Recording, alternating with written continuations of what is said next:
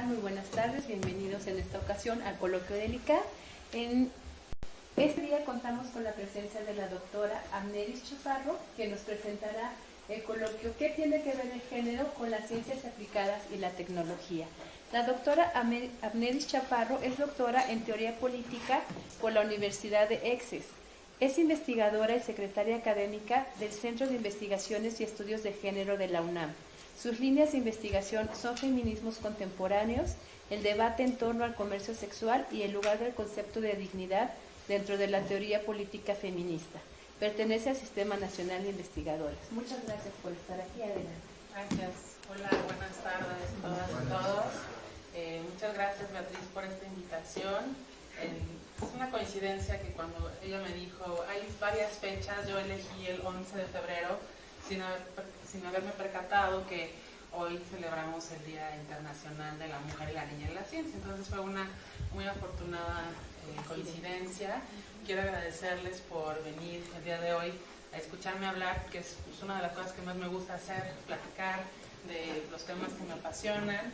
Y bueno, el día de hoy quiero hablarles un poco sobre qué es eso del género y qué tiene que ver o qué tendría que ver con el trabajo que ustedes hacen en un instituto como este. Evidentemente, como ya les dijo Beatriz, yo estudié teoría política, entonces podemos tener un problema con las gramáticas diferentes, como diría Wittgenstein, sobre las cosas que para mí son muy claras y para ustedes no tanto y viceversa. Entonces no me voy a aventurar a entrar en los terrenos complicados del lenguaje, de la ciencia y de la tecnología. Simplemente quiero abordarlo desde mi plataforma, desde los estudios de género y del feminismo. Ahora, cuando Beatriz me hizo la invitación, me dio mucho miedo, debo decir, porque pensé de qué manera es que puedo abordar este tema. Y lo primero que se me ocurrió fue hacer una pequeña provocación con el abstract o el resumen que envié para esta plática. Como sabemos, nuestra universidad está en fuego, ¿no? Hay varios incendios que no son injustificados, que tienen que ver con muchos actos de violencias diversas que ocurren no solo a las alumnas, a las académicas, sino también a las administrativas. Y el 7 de noviembre tuvimos una de esas manifestaciones muy belicosas, por decirlo de alguna manera, manifestantes feministas que venían en un rally desde la Facultad de Ciencias Políticas y Sociales, llegaron a la Facultad de Ingeniería y se armó el quilombo. Es decir, hubo vidrios rotos, hubo protestas, hubo pintas, hubo como dos grandes frentes, por un lado los alumnos de ingeniería y por otro las feministas, y bueno, las consecuencias de eso fueron pintas en los baños que invocaban a violar feminazis o diciendo que ingeniería era para hombres, hubo personas lesionadas con vidrios rotos. En términos muy elegantes se puso muy fea la cosa, ¿no? Y esta provocación, o empezar con esta provocación para mí es importante porque creo que existen muchas cosas que no están aún muy claras sobre el momento o por qué nos encontramos en el momento en el que estamos en la universidad. Y tiene que ver precisamente con la manera en que comprendemos el feminismo como un movimiento político e intelectual, pero también la manera en que comprendemos cómo situamos, no solo en términos reales, sino imaginarios, a los hombres y a las mujeres en los espacios sociales, ¿no? Adelantando un poco, hay una idea generalizada de que hay espacios que son altamente masculinizados, ¿no? Quizá ustedes puedan pensar en algunos ejemplos de su propia experiencia, y hay espacios que también consideramos como altamente feminizados. Entonces, cuando, por ejemplo, una mujer entra en un espacio altamente masculinizado que consideramos tradicionalmente como masculino, hay problemas. Y lo mismo pasa cuando los varones entran en espacios que consideramos como altamente feminizados.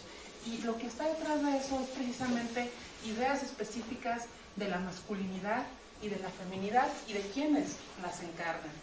Entonces, para esta plática de hoy, quiero hablarles un poco de cómo se generan estas ideas de masculinidad y de feminidad, quiénes las encarnan, quiénes son las mujeres y quiénes son los hombres, y qué implicaciones tiene en la creación del conocimiento. Y ahí entran efectivamente los estudios de género como un campo disciplinar que nos ayuda a entender precisamente este ordenamiento de los hombres y las mujeres y los espacios a los que pertenecen y lo que pueden ser y hacer a partir de pertenecer a determinado espacio. Ahora, me parece importante hablar un poco sobre estas manifestaciones con las que he abierto mi plática, porque usualmente tenemos esta idea de que esto es lo que hacen las feministas, ¿no? Vienen, rayan, pintan, destruyen, prenden fuego, avientan vidrios, cócteles molotov, es muy belicoso.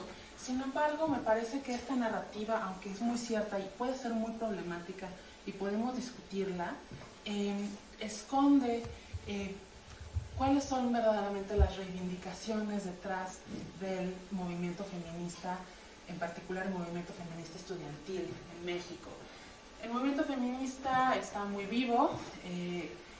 Una de sus principales luchas es por el reconocimiento de derechos reproductivos de las mujeres, es decir, por la pertenencia, por ser propietarias de el cuerpo, y una de las cosas más urgentes por las que lucha el feminismo, por las que se han manifestado las feministas y por las que se mantienen cerradas muchas instalaciones de esta universidad, es la violencia. O sea, la violencia contra las mujeres no significa que no exista violencia contra los varones. También hay fenómenos que ahora consideramos como juvenicidios, que son aquellos que se cometen en contra de hombres, de varones jóvenes de ciertas edades, cuyos asesinatos pues tienen que ver con también la enorme violencia provocada por el narcotráfico. Sin embargo, el enfoque en la violencia contra las mujeres tiene un carácter muy especial, porque la violencia no sucede de manera aislada. O sea, la violencia obedece a un orden de género, del que les voy a hablar en un momento, donde los cuerpos de las mujeres son vistos y tratados como algo distinto al hombre, ¿no? Se trata de una violencia de carácter estructural, no es una violencia anecdótica, y de ahí que tengamos que haber tipificado en los códigos penales delitos como el feminicidio para hablar específicamente de los asesinatos de mujeres por el simple hecho de ser mujeres, ¿no? Entonces, me parece importante que de entrada quede un poquito claro que no es que la violencia contra los varones no sea importante, no son carreritas, no es que una violencia es más urgente que la otra, pero que obedecen a órdenes distintos, por lo que les voy a explicar más adelante. Ahora, ya que estamos en un centro, en un instituto que tiene que ver con las ciencias aplicadas y la tecnología, me parece importante también hablarles un poco sobre pues, qué pasa con las mujeres en las ciencias y en la tecnología, porque creo que esto nos va a ir aproximando un poco a partir de los ejemplos, a problematizar qué es el género, porque no les he dicho qué es el género, ni les he dicho exactamente qué es el feminismo, pero antes de hacerlo, quiero poner como algunos ejemplos sobre el género en las ciencias. Cuando pensamos en las ciencias, no pensamos en género necesariamente, pensamos que las ciencias son algo muy neutral, ¿no? Algo objetivo, que tiene pues un método donde la visión, la subjetividad de quien investiga no es importante. Pero hay datos, hay estadísticas que nos hacen pensar un poquito más allá, de que a lo mejor dentro de la ciencia, así ciencia con mayúsculas, hay cuestiones de género que son interesantes de analizar. Por ejemplo, en todo el mundo, solo el 28% de las personas que hacen investigación son mujeres. En México, esa cifra asciende al 33%. Un poquito más arriba de la media, según datos de UNESCO de este mismo año. El caso de la UNAM también es interesante. De todas las investigadoras y los investigadores de la UNAM que están en el SNI, que supongo que algunos de ustedes están aquí representados también, es muy interesante las cifras. Por ejemplo, en 1984 había 1.143 varones en el SNI, que representaban el 81.9%, o sea, una abrumadora mayoría. Y solo había 253 mujeres, o sea, esto hace 35 años. Las mujeres eran del 18%. 2016 significa un boom espectacular en el número creciente de personas que investigan y que están en el SNI. Tenemos 15.992 varones, es decir, el 63%, y 9.080 mujeres, que son el 36.3%. O sea, vemos que hay un avance muy importante que también tiene que ver con la feminización de la educación en este país. Sin embargo, la disparidad continúa ahí. Una pregunta, anota el pie para que después podamos platicar. Pues, ¿cuál es el problema? ¿No? A lo mejor las mujeres no quieren estar ahí, a lo mejor pues no son capaces. O sea, ¿por qué? ¿Por qué nos preocupa la paridad? ¿Por qué es importante que haya más mujeres en las ciencias, en las artes, en la política? ¿Hacen mejor política? ¿Hacen mejor ciencia? Pues no necesariamente, tiene que ver con un problema de acceso, de igualdad de oportunidades y de simplemente tener mayor paridad en espacios de construcción del conocimiento. Otros datos que no son para deprimirnos, sino para aprender un poquito, tienen que ver con el Nobel de la Ciencia. O sea, son los premios más importantes. Y, por ejemplo, el 97% de los premios Nobel de Ciencia han sido para varones en las áreas de física, medicina, química y en el Nobel de Ciencia. O sea, solo 3% mujeres en general, y en medicina es donde más mujeres han sido galardonadas. También, por ejemplo, tenemos el listado de todos los premios Nobel de Ciencia desde 1901 hasta la actualidad. Los puntos morados son las mujeres y los amarillos son los varones. Entonces, de nuevo, vemos que hay una gran disparidad.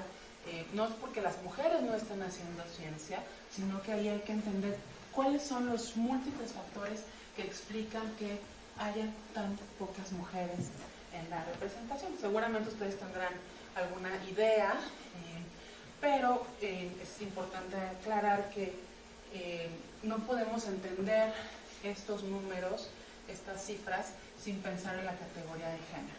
O sea, lo que estoy diciendo es que a través del género podemos ver cómo se conforman campos de conocimiento específicos y que siguen dejando, ¿qué hay en esos campos de conocimiento? ¿Qué estructuras existen que no permiten o que no permitirían el acceso de más mujeres?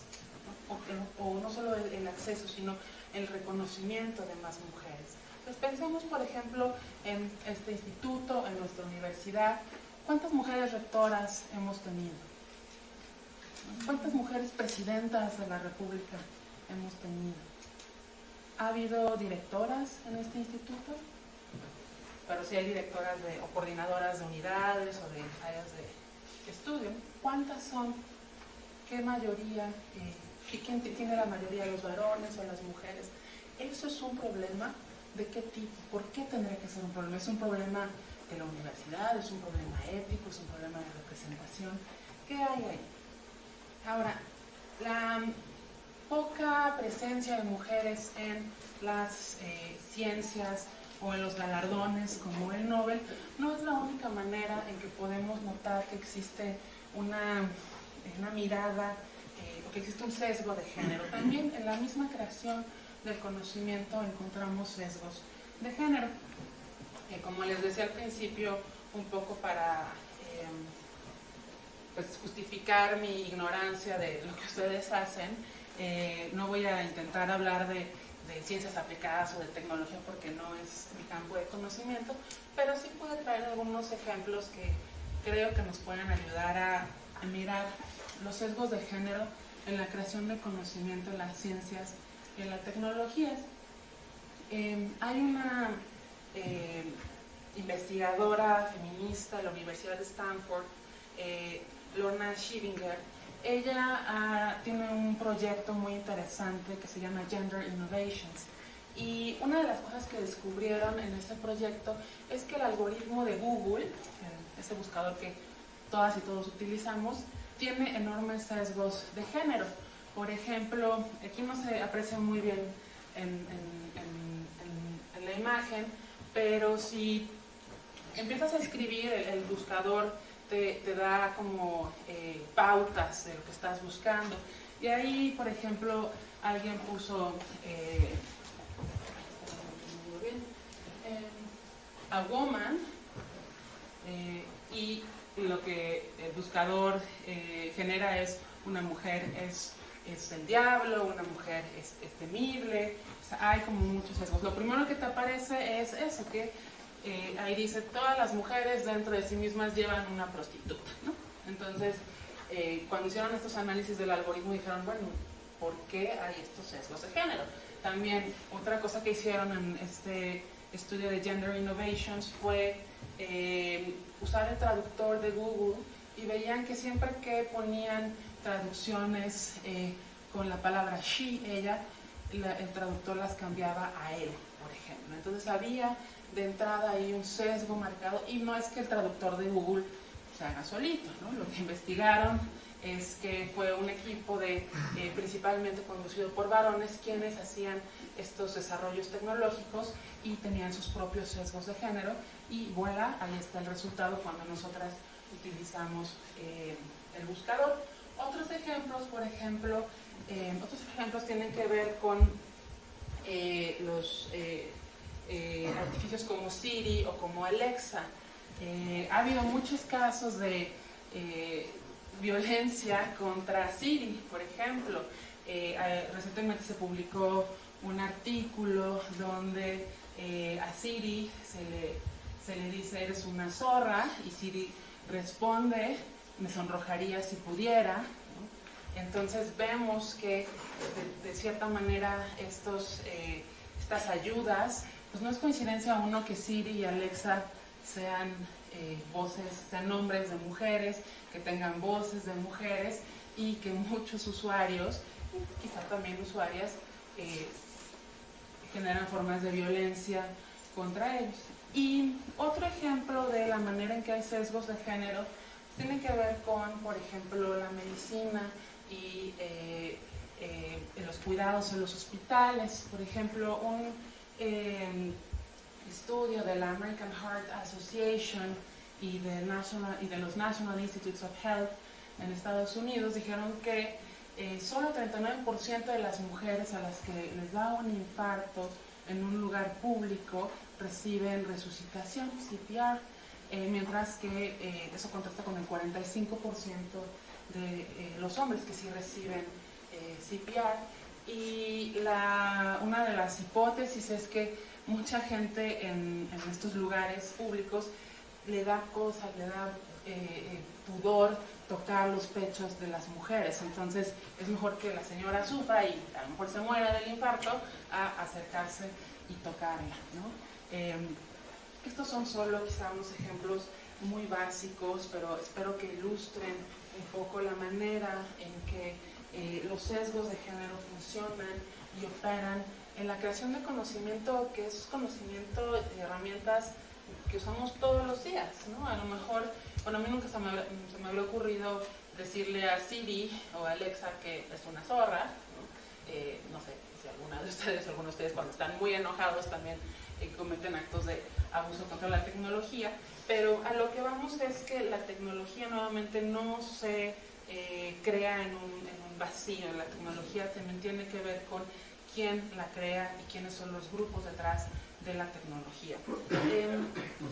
Ahora, yo les preguntaba hace un ratito, ¿por qué esto es un problema? Y les daba algunas ideas de cómo es que podemos responder esta pregunta.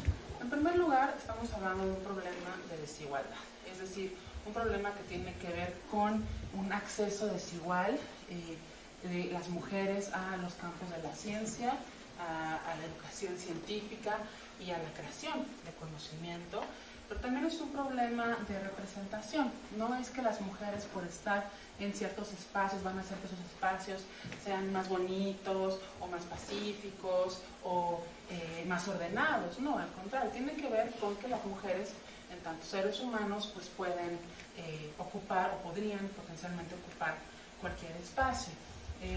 Además se trata de un problema que se reproduce de una manera un poco siniestra, ¿no? Podríamos pensar, ¿cuál ¿qué problema hay con cometer actos de abuso verbal sexista contra Siria? Eso no tiene ninguna explicación. Pero lo que hacen este tipo de conductas es reforzar estereotipos de género que siguen manteniendo a las mujeres en una posición de inferioridad, en una posición de desigualdad con respecto a los hombres. Ahora, y ya voy a entrar como a la parte, digamos, más histórica de esta presentación.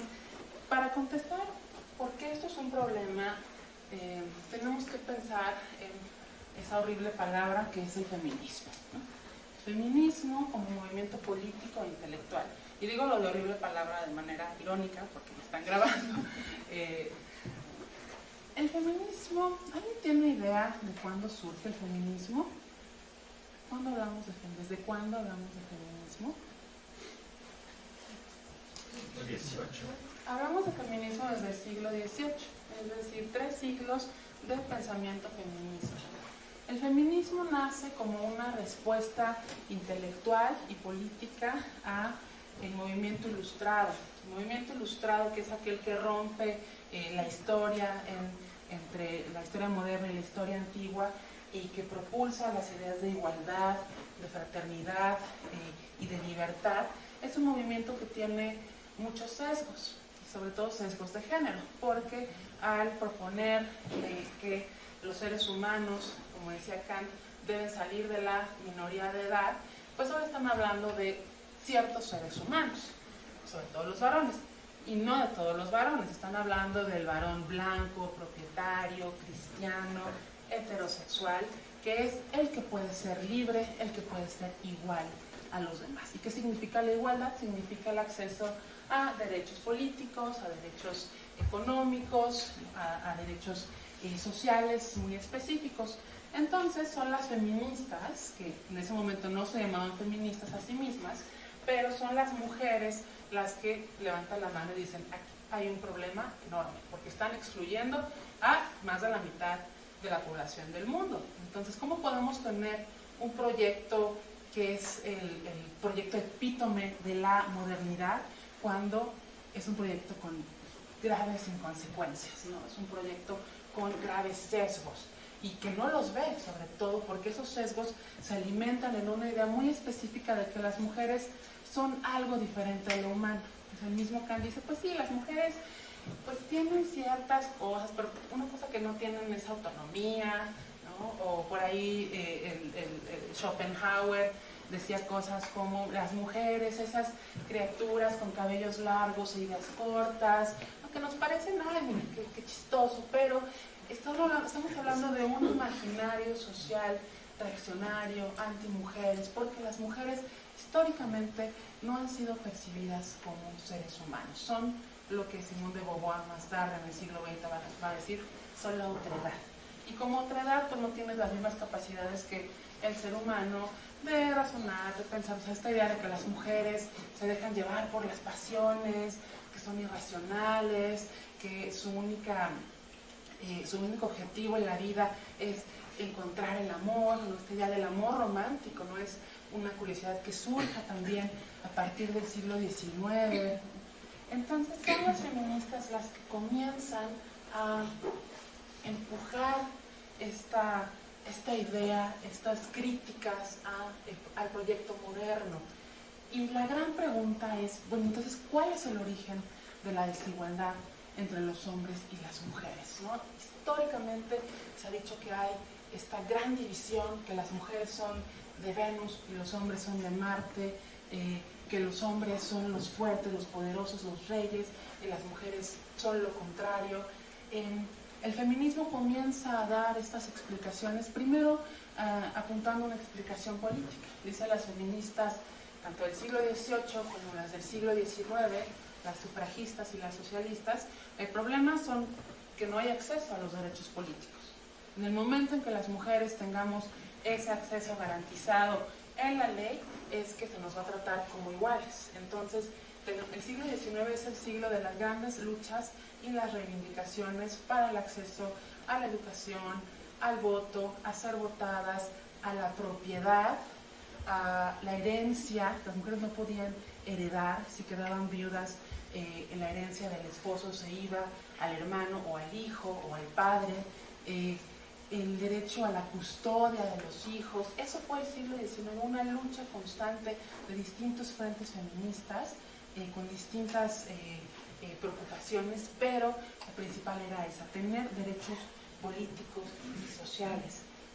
Se consiguieron de manera paulatina. Ahora tenemos leyes, muchas leyes que hablan de la igualdad sustantiva entre hombres y mujeres. En México, por ejemplo, fue en 1974 cuando se modificó el artículo 4 de la Constitución, que dice que los hombres y las mujeres somos iguales, o sea, hace muy poquito.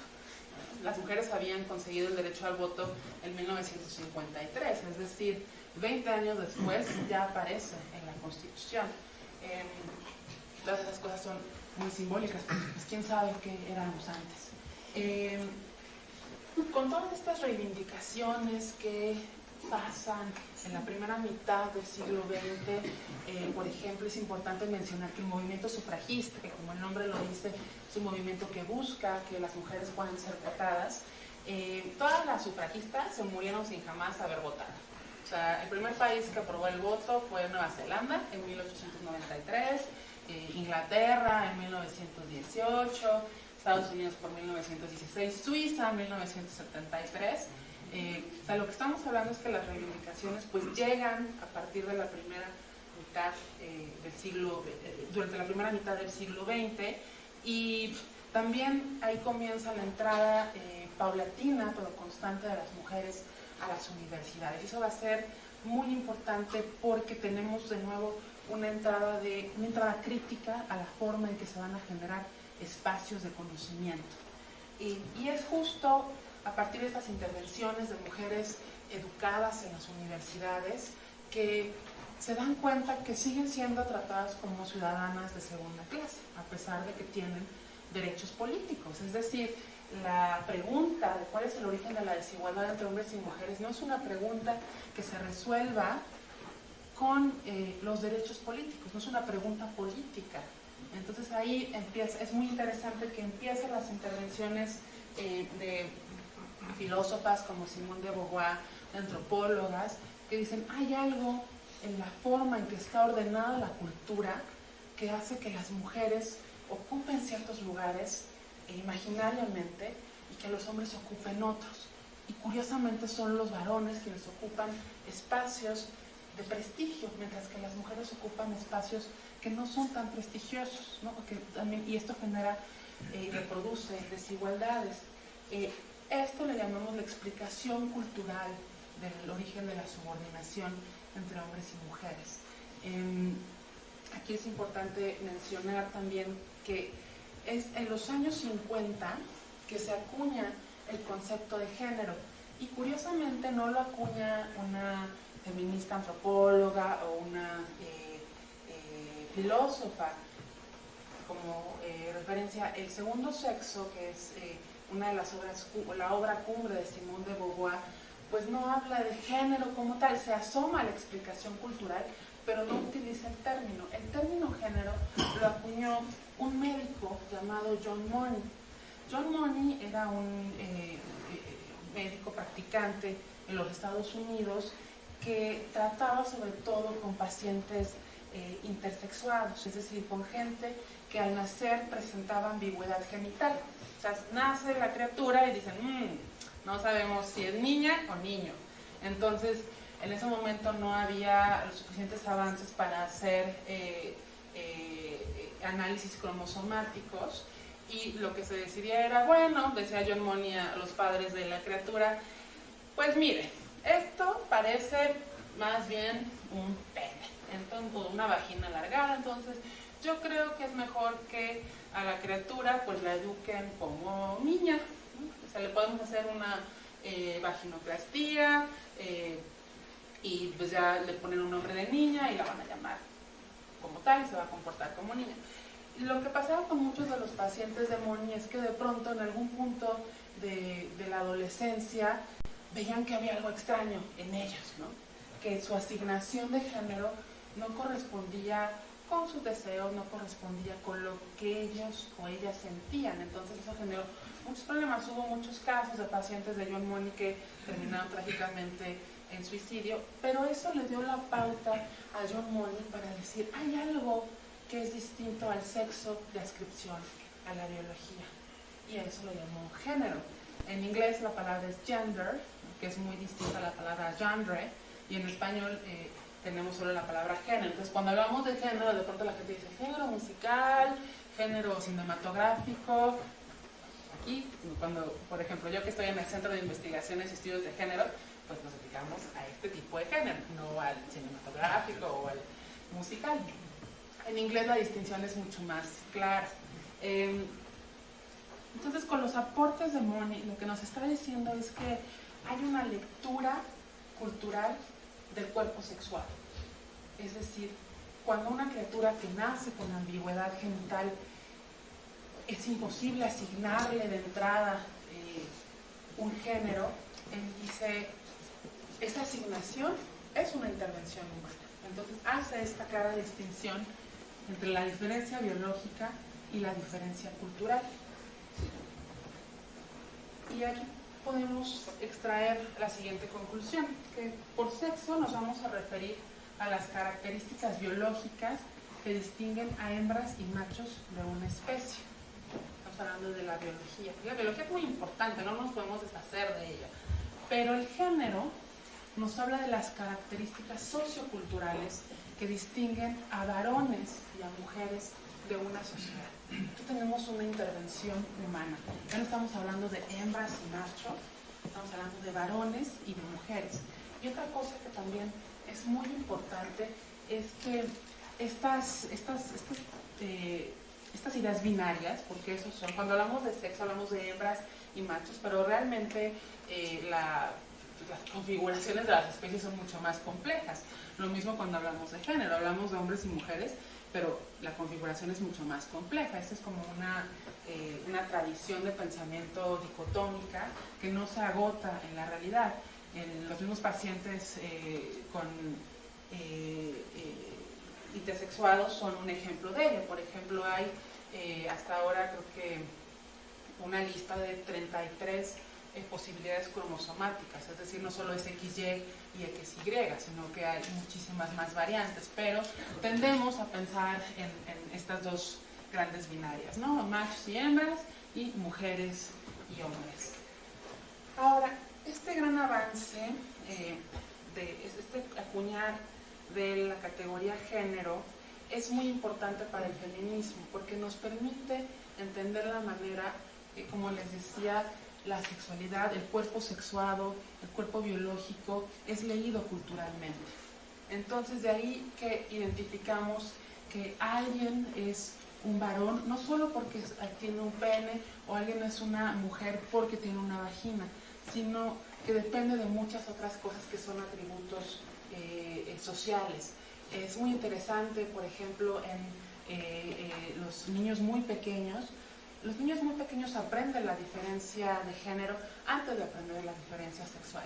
Ellos saben que son niños o que son niñas sin saber por qué, o sin haber comparado que fulanito tiene un pene y fulanita tiene una vagina. Los niños simplemente dicen yo soy un niño o yo soy una niña. Es decir, el género nos antecede. Llegamos a un mundo que está generalizado cuando nacemos, el mundo ya está ordenado de esta manera, porque a eso nos referimos cuando el género tiene este atributo cultural. Ahora, el género es muy problemático porque se basa en estas distinciones entre varones y mujeres, hombres y mujeres, y no es una distinción que sea simétrica, sino que está informada por un número importante de asimetrías, de jerarquías. Y a continuación les voy a explicar cómo es eso. Para eso me voy a basar en este concepto que es el orden de género. El orden de género pues es un sistema social en donde encontramos significados diferenciados y jerarquizados de los valores de la masculinidad y de la feminidad. No hay institución social que no reproduzca este sistema y que perpetúe diversas formas de subordinación donde lo femenino está en una posición de inferioridad con respecto a lo masculino. Aquí, si se dan cuenta, estoy hablando de masculinidad y de feminidad, no estoy hablando de hombres y mujeres, y eso tiene una explicación. Los valores que culturalmente asociamos con la masculinidad van a variar de una cultura a otra. Por ejemplo, en nuestra cultura, ¿qué valor asociamos con la masculinidad? ¿Alguien?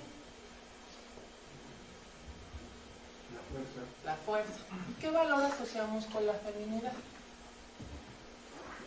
Delicadeza. La delicadeza, la ternura, el cuidado. Estos valores, todos los que tenemos en una sociedad como la nuestra, México, siglo XXI, en universidad, pueden variar. Podemos irnos a una tribu en Fiji o en Nueva Zelanda o en el Amazonas, donde también vamos a identificar que quienes viven ahí portentan diversos valores asociados con la masculinidad y la feminidad. Y esos valores también se manifiestan en prácticas. Por ejemplo, la práctica de la fuerza, ¿en qué la vemos? En ciertas actividades que atribuimos que realizan los varones. ¿Qué sería una práctica asociada con la fuerza? La construcción.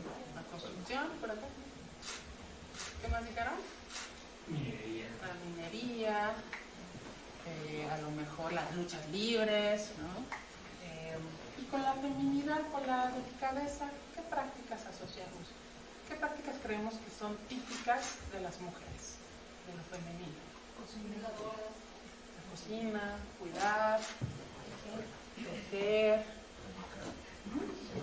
educar también. Son valores que no solo están ahí como tales, sino que se expresan en prácticas. Sí, regresamos a nuestra tribu en Fiji, ahí encontramos una sociedad en donde, por ejemplo, los varones, a quienes identificamos como varones, se dedican a tejer canastas, y a quienes identificamos como mujeres se dedican a la caza, con Z. Lo que vamos a ver ahí es que, con todo y que las actividades son distintas a las que nosotras y nosotros asociamos con la masculinidad y la feminidad, lo que no va a variar es cuáles son las actividades más prestigiosas. Las actividades más prestigiosas son aquellas que se asocian con la masculinidad. Entonces, en esta sociedad en Fiji, quienes hacen canastas, quienes tejen canastas, tienen más prestigio. Nos vamos a otra sociedad, ahí al ladito de Fiji, en Papúa Nueva Guinea, y son las mujeres las que tejen canastas y los hombres quienes hacen la caza. La actividad más prestigiosa va a ser la que realizan los varones. Entonces, y de esta manera se van creando espacios que asociamos con esos valores. O sea, los espacios como el de la política es un espacio que está considerado masculino. Un espacio como la NASA es un espacio que está considerado masculino. ¿Se acuerdan que hace poquito hubo una noticia sobre que no podían mandar a 2 mujeres astronautas porque no había trajes? Porque no pensaron que las mujeres pueden ser astronautas y que necesitan trajes a su medida, ¿no? Que consideren sus cuerpos, ¿no? Ahí la biología también es muy importante. Entonces, las mujeres son aquellas personas que en una sociedad van a encarnar valores de feminidad, y esos valores casi siempre están asociados con espacios de menos prestigio, mientras que los hombres son aquellos que en una sociedad van a encarnar, van a vivir valores asociados con la masculinidad, que son considerados más prestigiosos. Aquí es interesante notar que la asociación con la masculinidad o la feminidad no está necesariamente ligada con el sexo biológico. Pensemos en las mujeres muxas en Oaxaca.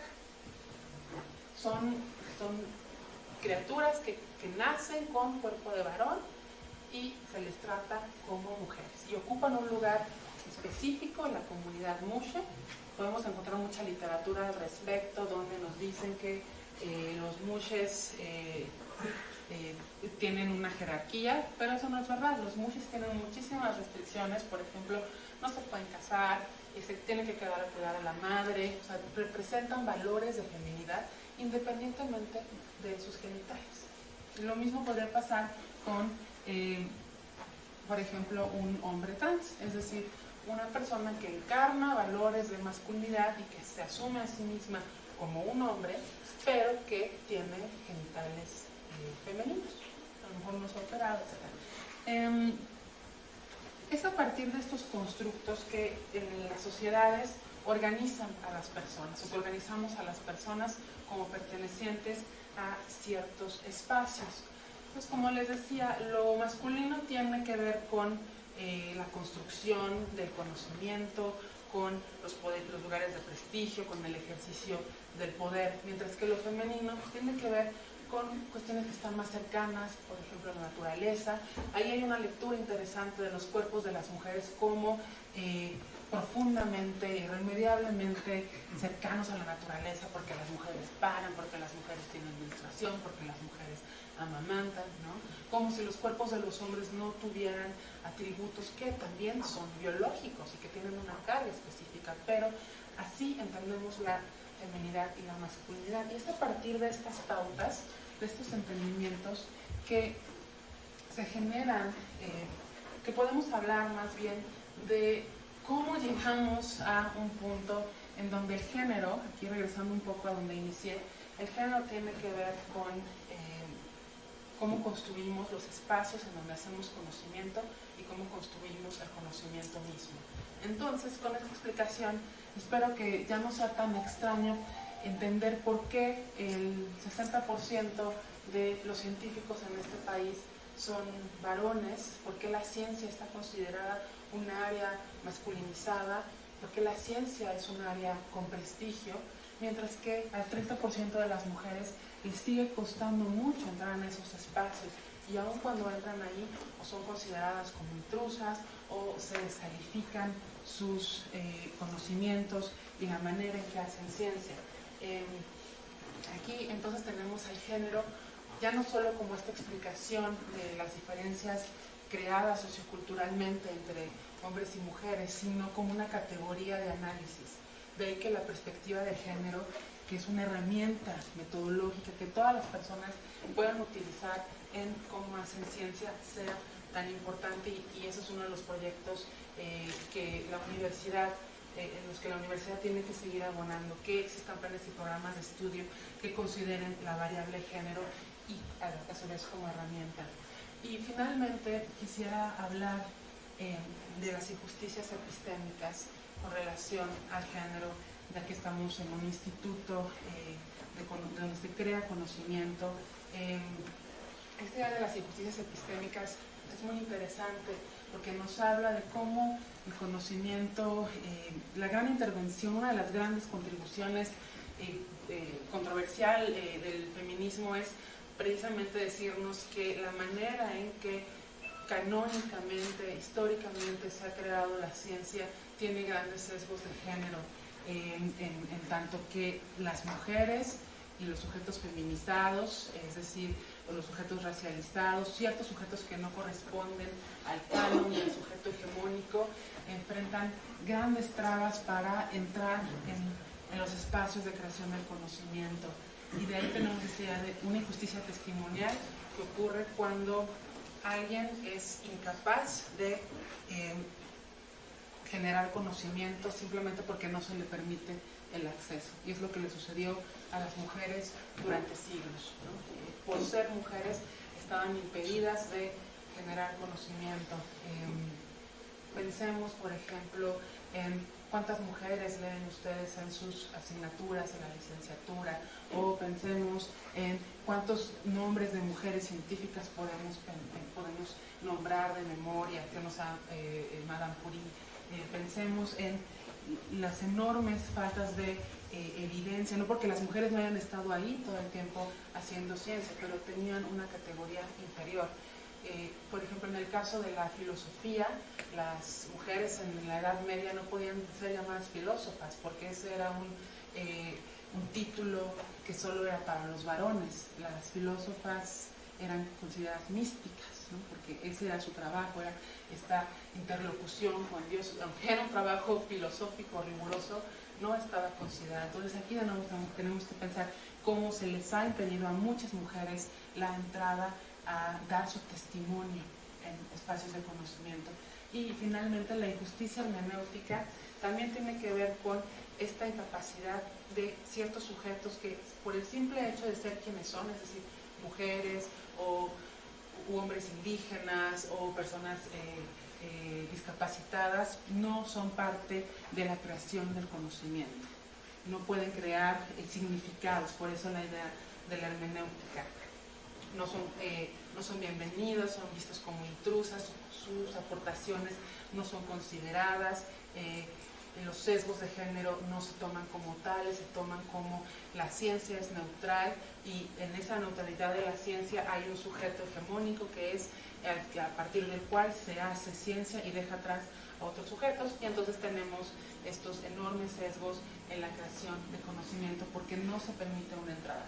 No significa que las mujeres no estén en las ciencias, sí están, ya vimos, este instituto, esta plática creo que es un gran ejemplo de ello, pero lo que significa es que los avances son muy lentos porque seguimos en el imaginario social asociando a las mujeres con valores de inferioridad, con incapacidad, con la biología como un destino irremediable, mientras que aquello que es masculino se ve como lo más importante.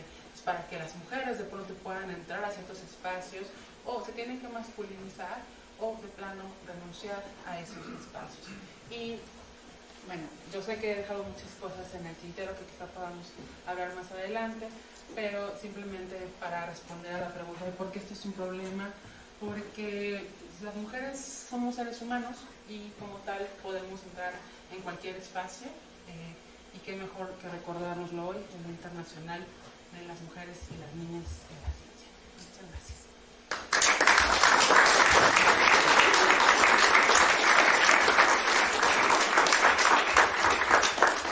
Preguntas, adelante por favor. Mira, yo lo que quería preguntarte es una cuestión de opinión, porque en el poder las mujeres han hecho cosas que son realmente extraordinarias en muchas ocasiones. Y pensando en un caso que es muy raro, pensaba en Margaret Thatcher. Margaret Thatcher tuvo que enfrentarse en el problema con Irlanda a una huelga de hambre que se volvió muy famosa porque al final lo dejaron morir. Y a mí siempre me llamó mucho la atención pensar que si la Thatcher hubiera sido el Thatcher, negociar con el tipo o con la situación o detener la situación hubiera sido más probable, a diferencia de que fuera una mujer la que fuera responsable de tratar de salvarle la vida al miembro del élite. ¿Crees que esto es verdaderamente uno de sus problemas? ¿O efectivamente podemos ser tan crueles los hombres como las mujeres? Porque también está Indira Gandhi y está Golda Meir, ¿no?, que también hicieron las suyas. Pero en el caso de Thatcher, a mí siempre me pareció que si hubiera sido el Thatcher, hubieran resuelto la huelga de hambre de este hombre. ¿Tú qué opinas?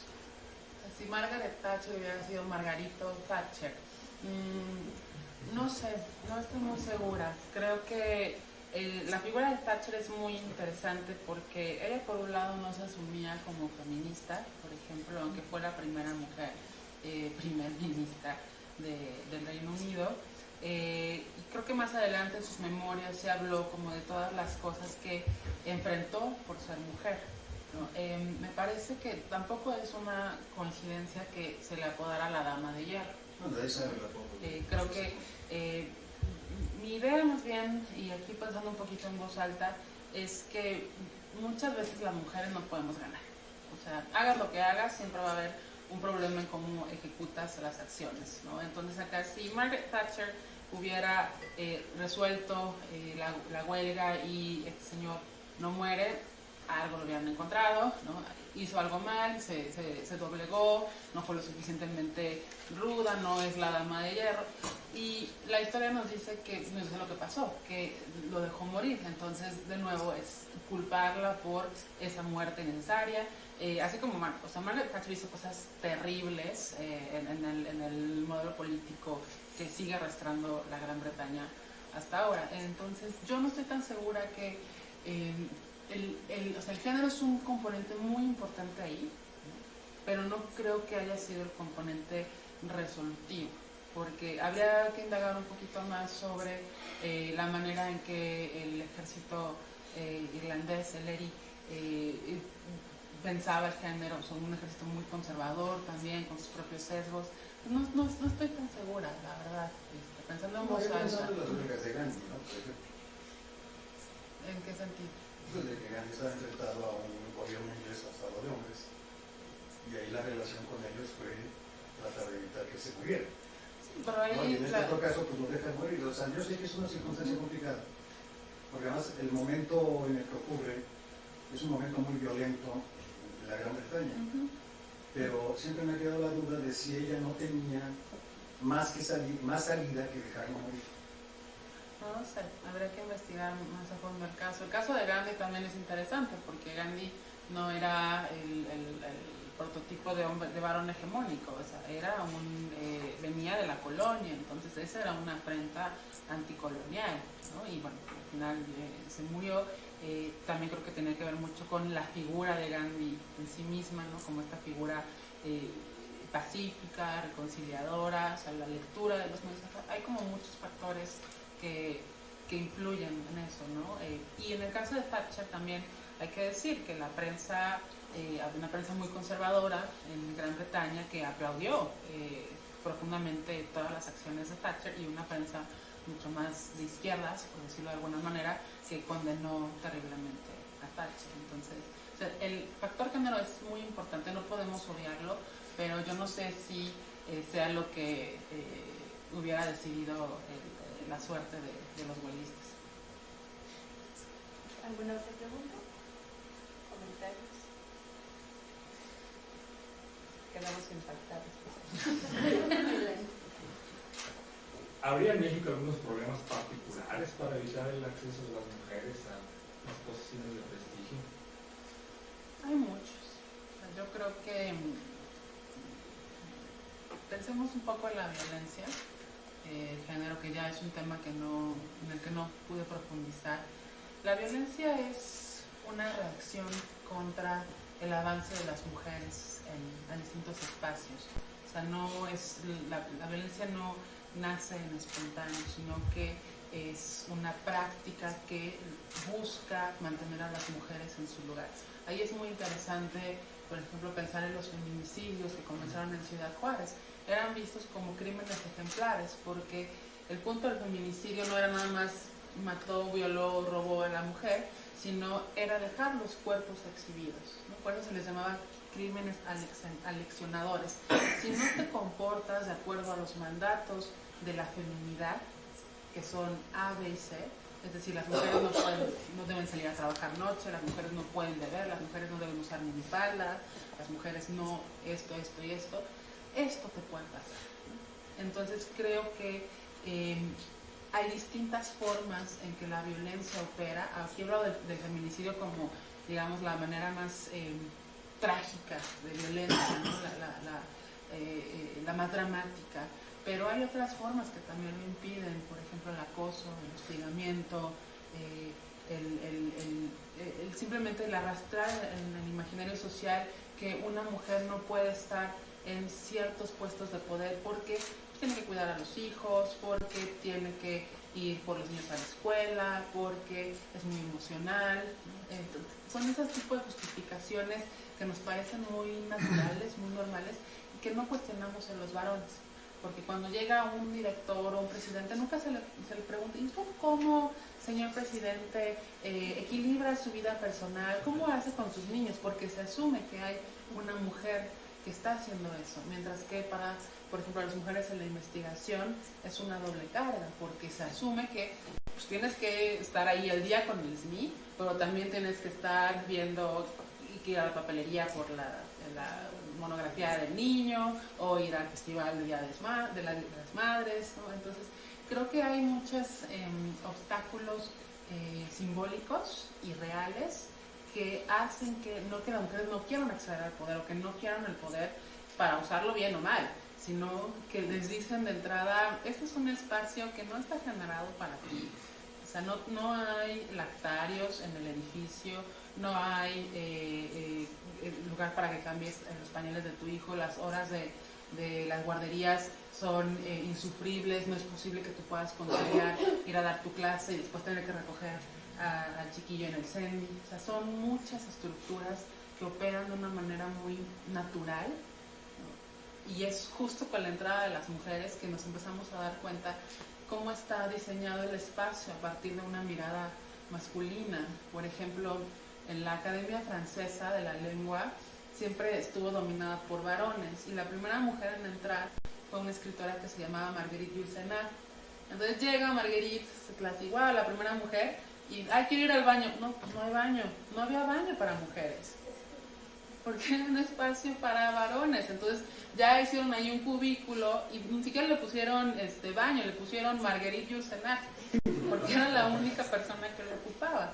Entonces, o sea, vemos cómo hay muchas implicaciones en el espacio, en las prácticas, que sí les están diciendo a las mujeres todo el tiempo, o sea, sí entras, pero así como que súper bienvenida, tampoco eres, ¿no? Entonces, eso hay que cambiarlo, hay que desnaturalizarlo.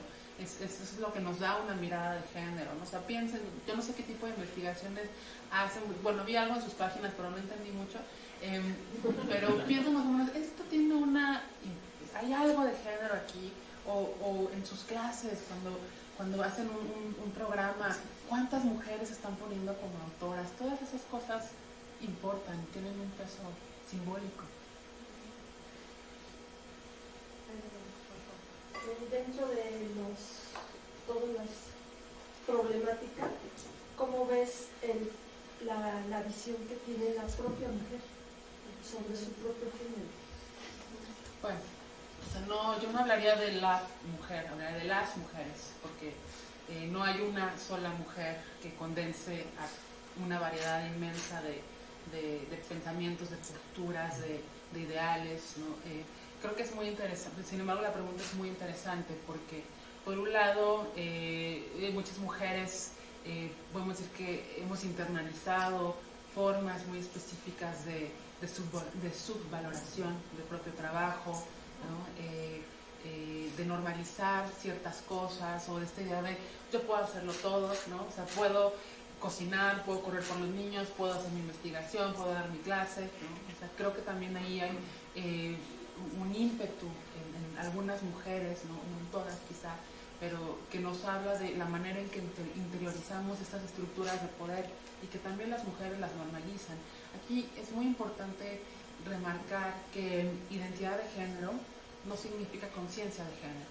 Eso quiere decir que ser mujer o identificarte como mujer no significa que tienes de avanzada todas las luchas, que estás de acuerdo con todo lo que hacen las feministas, porque eres feminista, ¿no? O sea, es mucho más complejo, pero una de las cosas que sí ha hecho el feminismo y también los estudios de género es desmitificar esta idea de que las mujeres somos idénticas, que las mujeres pensamos igual, que todas tenemos el mismo objetivo, o que todas queremos, igual y todas queremos la paz mundial, ¿no? Pero no solo por ser mujeres, también los hombres quieren la paz mundial, ¿no? Pero o sea, creo que hay varias cosas que hay que destrabar en la forma en que las mujeres también contribuimos a reproducir un sistema de opresión. Perdón, una pregunta. ¿En tu instituto cuántos varones trabajan? Centro. Somos un centro muy reciente, creo que es el más reciente que se ha creado en la UNAM. Tenemos 3 años, yo llevo 2 años ahí, y en este momento somos 7 investigadoras y tenemos a un investigador. Es nuestra nueva contratación. Él está en la línea de investigación sobre masculinidades. Y digo, por la cuestión esta de equidad de género, ¿no? Sí, él es nuestra cuota. Es que puede ser que los balances uno encuentra que en ciertas disciplinas, sí, la presencia de las mujeres es superior a la de los varones, y viceversa. Tradicionalmente en las disciplinas científicas, tecnológicas, sí, pues han dominado mucho la presencia de los varones sobre la presencia de las mujeres, Y puede ser que haya otras áreas, pues no sé si vamos a investigaciones estéticas o vamos a enfermería, no, por ejemplo, en fin, como que hay sus cotos también de género. Yo lo veo de esa manera. Ahora, yo sí he visto, por ejemplo, que en particular en la parte científico-tecnológica, pensando, ubicándonos hoy en el 11 de febrero, que bueno, la realidad de mis tiempos a la realidad de hoy es muy diferente, ¿sí? En ingeniería hace 50 años no había mujeres, prácticamente. Las generaciones eran de 2000 estudiantes y había 4 mujeres en una generación de ingenieros, ¿sí? Y ya era normal, o sea, nadie se llamaba a sorpresa o como que era así, pero en cambio íbamos a filosofía y letras o íbamos, incluso en la Facultad de Ciencias, en ciertas carreras había una presencia importante de las mujeres, ¿sí? Ahora vas a ingeniería y en algunas carreras puede ser que haya más mujeres, ¿no?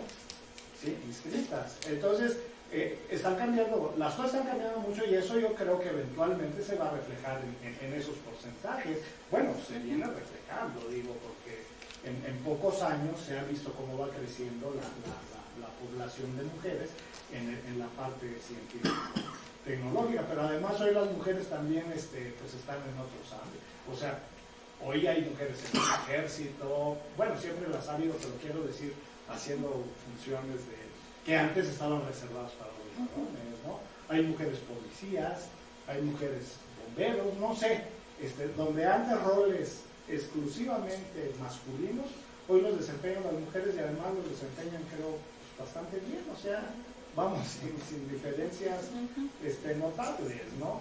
Entonces yo creo que también es cuestión de que esos espacios se vayan cubriendo con los cambios estructurales que se van dando, que son muy complicados, es cierto, o sea, hay que conseguir lograr esos cambios, pero yo creo que algo se nota, ¿no? Efectivamente. En el caso del CIEC, pues no es tan raro que la mayoría de la planta académica sean mujeres, porque pues han sido mujeres las que sobre todo han trabajado dentro de la teoría feminista y los estudios de género, porque pues es algo que nos interpela enormemente al ser sujetos que nos encontramos históricamente en una situación de mayor subordinación, ¿no? O sea, en la entrada, en los accesos, en la pelea constante por reconocimiento, por tener justicia testimonial, por ser parte de círculos hermenéuticos. O sea, el grueso de las personas que se dedican a los estudios de género han sido mujeres, y creo que esa es una de las explicaciones, que como sujeto y objeto de estudio a la vez, dices, bueno, ¿qué está pasando aquí? Eso no significa que sea un área exclusiva de las mujeres. O sea, la igualdad de género sí nos concierne a todas y todos en todas las disciplinas. La histórica de por qué unas carreras son más masculinas y otras más femeninas, pues tiene que ver precisamente con esos ordenamientos, con esas ideas que tenemos sobre que las mujeres se deben dedicar a labores de cuidado. Entonces profesionalmente pueden ser enfermeras, ¿no? Y eso está en el imaginario social. Las cosas están cambiando. Ahora, por ejemplo, medicina es mayormente femenina, ¿no? Son más mujeres matriculadas que varones. Hay otras materias, otras disciplinas que también siguen estando muy masculinizadas, pero ahí van entrando las mujeres. Y un poco lo que yo les decía al principio, que sí suceden cosas cuando alguien que no pertenece a un espacio entra en ese espacio. Y lo mismo pasa para los varones que de pronto entran en áreas que están muy feminizadas, ¿no? O sea, ¿qué pasa con esos varones? Pues se les feminiza, ¿no? Seguramente fulanito está ahí en la escuela que es una escuela de mujeres, hay algo en él, ¿no? Que está feminizado, porque lo que sí sigue existiendo es estos significados de que es mucho más prestigioso ser un ingeniero, ¿no? A hacer otra cosa, ¿no? Pero efectivamente los cambios estructurales pues son muy necesarios, porque no es que las mujeres vayan a ser necesariamente mejores en el desempeño de cualquier disciplina, simplemente lo importante es que estén en esos espacios donde muchas veces siempre han estado, pero no se les ha visibilizado. O sea, hay muchas mujeres en la historia de la ciencia o de la filosofía, de cualquier disciplina, que están empolvadas en la historia. O sea, no conocemos sus nombres, pero sus aportaciones están ahí, o también están de una manera mucho más indirecta. O sea, para que un señor se siente a escribir un paper o a ir al laboratorio, la mayoría de las veces es que hay una señora atrás atendiendo la casa, a los hijos. O sea, ya lo dijo Rousseau en el siglo XVIII, o sea, para que Emilio, en su libro Emilio de la Educación, para que Emilio devenga ciudadano, tiene que existir una figura doméstica, que es Sofía. Sofía no tiene por qué educarse, su educación consiste en aprender a atender bien su casa. Y lo que nos está diciendo ahí es que el espacio de las mujeres es el espacio doméstico y el de los hombres es el espacio público. Y la universidad es un espacio público. Entonces, imagínense los cientos, los siglos que tenemos con esta mentalidad, ¿no? Y es muy difícil cambiarla porque está tan naturalizada, está tan normalizada que de pronto, pues, si llega una mujer a... O sea, no me quiero imaginar cómo sería la primera mujer que llegó a una facultad de ingeniería, ¿no? O a una facultad altamente masculinizada. O sea, son vistas como intrusas. Bueno, siguiendo la pregunta de la formación, ¿qué formación tiene ese centro, por ejemplo, esos investigadores que estudiaron? Sí, mira, curiosamente es muy interdisciplinario. Los estudios de género son muy interdisciplinarios. Hay sociólogas, hay filólogas, hay filósofas, y tenemos a una biotecnóloga. También tenemos a una investigadora que llegó con nosotros hace un año. Ella está en el área de ciencia y género. Tenemos un área de ciencia y género y ella estudió biotecnología. A veces no entiendo lo que dice, pero lo que hace es su investigación tiene que ver con cómo se ¿cómo era? Es que ella incluso va a hacer trabajo de campo, va a un psiquiátrico y estudia cómo se leen los cuerpos de pacientes con severa depresión y cómo es el tratamiento dependiendo si son hombres y si son mujeres. Pero tiene una formación en ciencias, ¿no? Eso es muy interesante también. Un comentario y una pregunta. En psicología, aunque son la mayoría mujeres, la mayoría de las veces siempre ha habido directores, no directores. Y la otra es, la UNAM ha impulsado esto de las comisiones de equidad de género en los institutos y en las facultades. ¿Qué tendría que considerar un instituto como el nuestro a la hora de formar esas comisiones? ¿Qué deberían de estar impulsando? ¿Qué deberían de tomar en cuenta? Bueno, las comisiones es muy importante que sean mixtas, que sean representativas de la población. Se pide que haya un representante o una representante de cada grupo poblacional del instituto, y creo que una de las cosas más importantes de las comisiones es la labor de sensibilización, y que la sensibilización debe empezar desde arriba, ¿no? O sea, no nos sirve de nada sensibilizar solo a un sector que es un sector nicho, que es un sector que es el que siempre está interesado en estos temas. Sí, siempre va a estar pugnando contra sectores que dicen esas cosas del género, a mí qué. Creo que la labor de sensibilización es muy importante porque precisamente nos quita las vendas de los ojos, nos hace ver nuestros privilegios. Incluso dentro del feminismo también tenemos que reconocer esos privilegios, ¿no? O sea, no todas las feministas son iguales o vienen o enfrentan las mismas situaciones de dificultad o de subordinación. También supongo que esa es una de las tareas importantes de estas comisiones, ¿no? Sensibilizar. No podemos avanzar mucho si no sensibilizamos a la gente. Yo quería hacer un comentario platicando sobre el rollo del ejército. Los primeros en meter en situaciones no de guerra, ¿no? Porque en la Segunda Guerra Mundial las mujeres entraron donde podían y donde hacían. De hecho, una de las grandes francotiradoras soviéticas era mujer, ¿no? Era la gran francotiradora. Pero en los 70 los israelíes empezaron a meter de manera organizada al ejército a las mujeres, las permitieron entrar. La emergencia nacional estaba de tal grado que se hizo así. Sin embargo, el experimento fracasó. Y fracasó no por las mujeres, sino por los médicos que estaban atendiendo a los heridos en el campo, que pasaban más tiempo tratando de resucitar a una mujer perdida de lo que hubiera pasado con un hombre.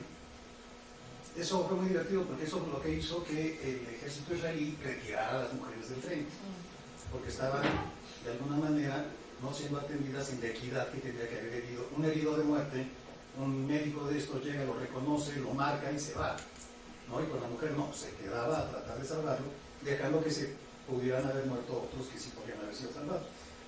Entonces, bueno, ese ejercicio fue muy interesante porque al final regresaron las mujeres al ejército israelí. Hubo que sensibilizar más bien a las fuerzas que estaban atrás de ellos como servicio. Y la otra es que hoy día hay una parte en África que utiliza grupos de mujeres en guerrilla contra el Boko Haram y les dicen las mamas negras, una cosa así. Y el truco ahí es que su identidad de género, lo que hace en la religión esta del Boko Haram, es mandarlos al infierno porque los asesina una mujer. Entonces resulta con que son el grupo más temido por uno de los grupos más crueles que hay en la historia de los militares en África. A ese nivel están las cosas. Yo creo que el problema ha sido no solamente cómo hemos visto los hombres del mundo, sino cómo hemos permitido que para no perder alguno de nuestros derechos, le hemos quitado los derechos a alguien más. Todo hace rato le estabas diciendo muy bien también, los negros, y por ahí salimos a los judíos y salimos a cualquier minoría, ¿no? El hombre blanco europeo del siglo XX, pues es una minoría pequeña en el planeta. Entonces, como nosotros seguimos viviendo con esas teorías, pues tenemos todos estos problemas. ¿Cómo ves tú? ¿Cuánto tiempo crees que tarde esto realmente en terminar? Porque tu nivel de estudios deberá algún día ser histórico nada más. O sea, tú estás en una ¿cómo se llama? En una rama del conocimiento que debe ser perecedera, ¿no crees? Pues no sé. Yo no. O sea, estamos hablando de estructuras culturales muy arraigadas que no se desaparecen a voluntad, que no se desaparecen a través de las legislaciones, que requieren cambios profundísimos en cómo entendemos la cultura, cómo leemos los cuerpos de las personas. O sea, muchas autoras han escrito sobre abolir el género, porque eso es el gran régimen opresor, ¿no? Dividir a las personas en dos grandes grupos que están en una relación de desigualdad constante, pues no nos ayuda en nada. Pero para deshacer o para abolir el género se necesita pues crear instituciones, se necesita incidir políticamente. O sea, yo no creo que, o sea, con todo el trabajo que hacemos, creo que no se desmantela un sistema opresor tan rápido, así como no podemos desmantelar los sistemas racistas o los sistemas clasistas o el sistema económico opresor. El de género también es un sistema muy arraigado, entonces yo no podría decir, bueno, para el año 2200, no sé, creo que es muy, o sea, la labor más bien es del día a día, la labor es constante, la labor sí es de visibilización, la labor es de crear estructuras nuevas, pensar formas nuevas de relacionarnos entre las personas, ¿no?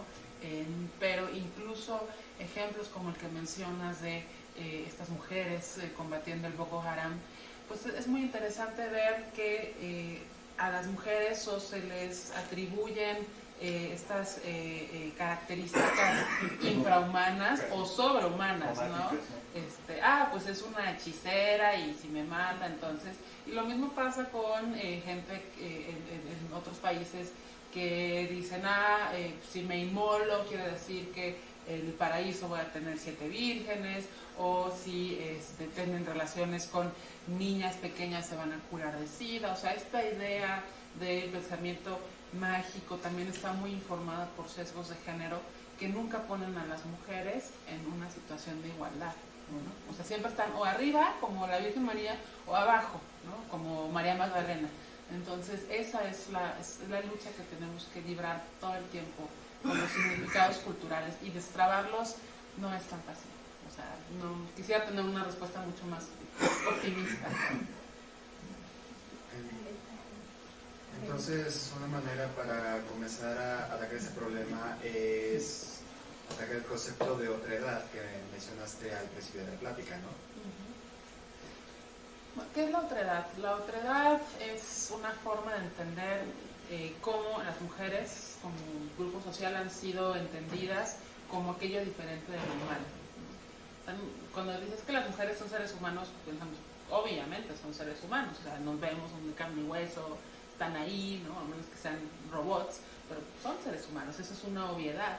Pero existen prácticas, acciones, refranes, chistes, muchas formas de deshumanizar a las mujeres. Por eso el feminismo surge como un movimiento que intenta humanizarlas, ¿no? Y no solo se humaniza a través de la palabra, así, oh, si tú eres un humano, sino a través de prácticas. ¿Qué es la violencia contra las mujeres sino un acto deshumanizante, ¿no? ¿Qué es el impedir que las mujeres accedan a derechos básicos, sino un acto que te dice, tú no eres un igual? Y no ser un igual significa no ser un ser humano. Y ese es un pensamiento que se ha reproducido constantemente. Los griegos pensaban que las mujeres eran hombres invertidos, ¿no? En el siglo, en el medievo se pensaba que pues, los indígenas no eran seres humanos porque no tenían alma, ¿no? Entonces, también la idea de la humanidad es una idea absolutamente política, ¿no? Y de reivindicaciones y de luchas. Y la lucha feminista es eso, o sea, es dejar ese estatus de la otredad, pero para dejarlo lo que tenemos que hacer es eso, erradicar el género, erradicar estos significados de la feminidad y de la masculinidad jerarquizados, o sea, requiere un montón de trabajo. La última pregunta. Yo tenía una duda, porque es cierto que sí hay más mujeres estudiando ciencia, obviamente todavía no estamos igual, pero ¿qué pasa después?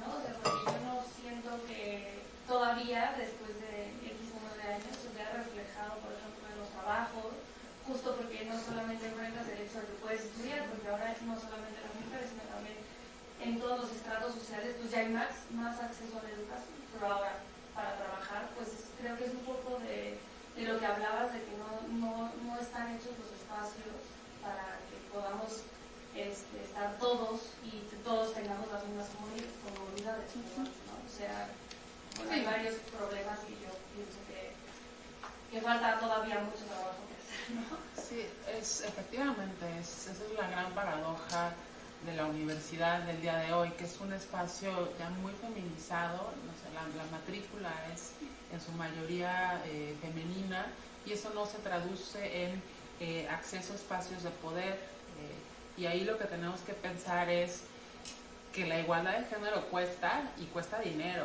¿no? O sea, no es gratis, no es barata, o sea, hay que invertir en infraestructura, hay que invertir en programas de sensibilización, hay que invertir en espacios de este tipo, ¿no?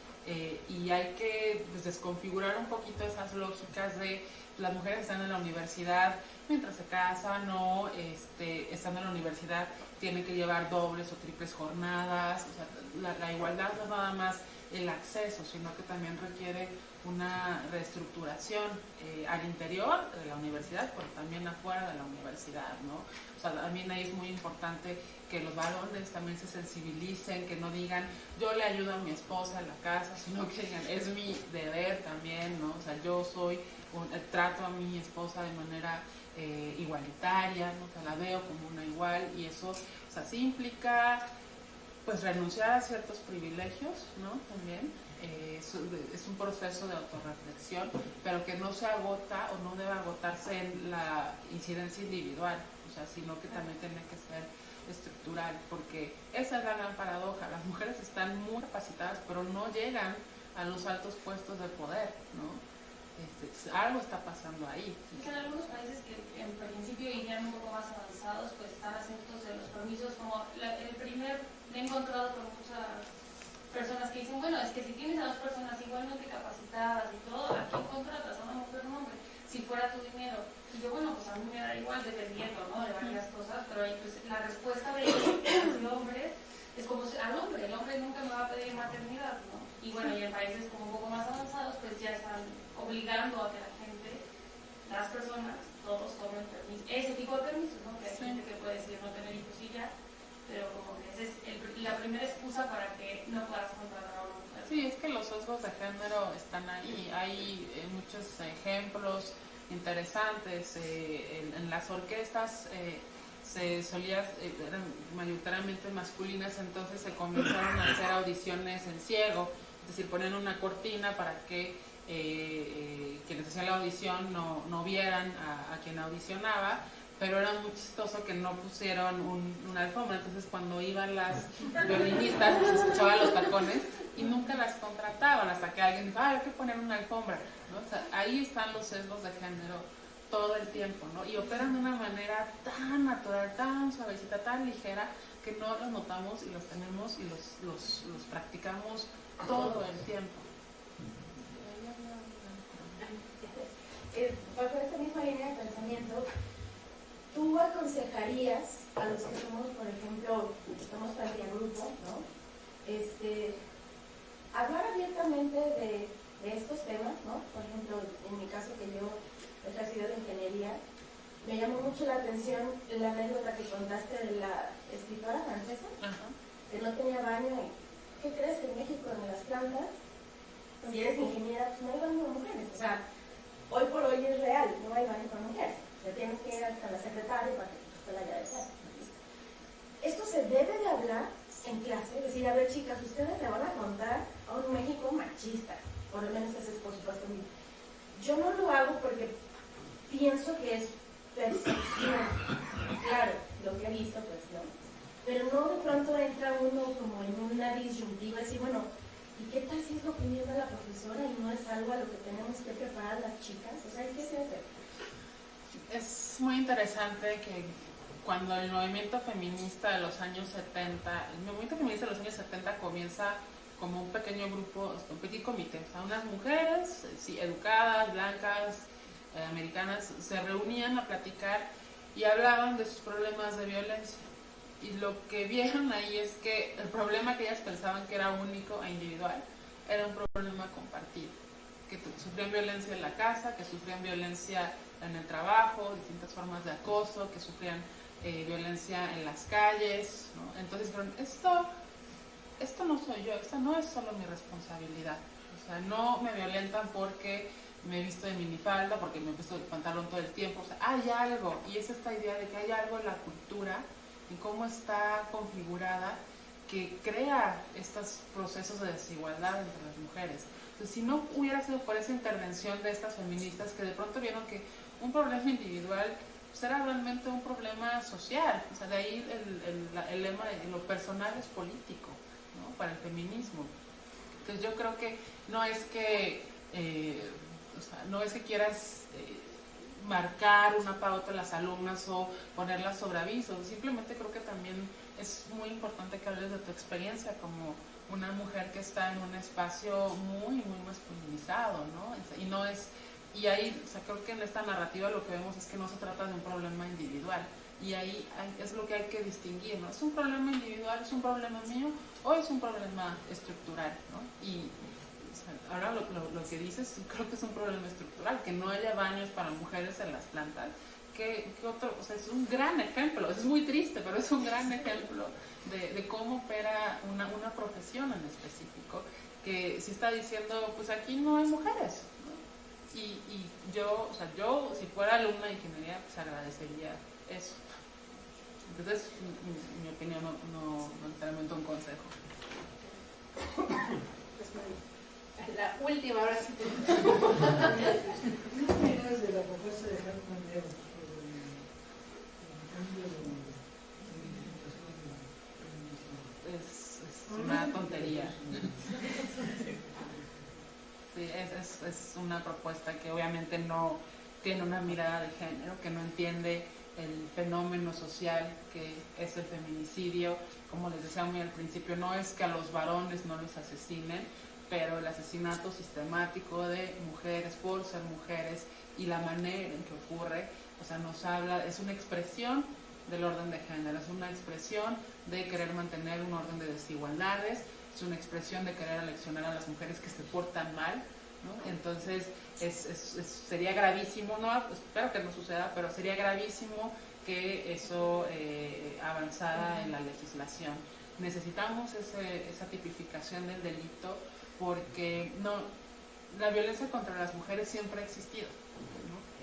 incluso si se van a los datos del INEGI, desde antes de que se tipificara el feminicidio en el Código Penal, lo que vamos a encontrar es que hay muchos homicidios donde sí se menciona, pues mataron a una señora, pero no tenemos más herramientas para saber si era feminicidio, ¿no? Y lo más seguro es que sí hubieran sido, o sea, las cifras serían escandalosas, ¿no? Entonces yo creo que la tipificación hace una labor muy importante de visibilización de un problema enorme de este país, ¿no? Entonces yo creo que ahí la perspectiva de género a Hertz Manero no le llegó el fax, perdón, el email, y sería un gran problema. Pues muchas gracias por su interés. Gracias.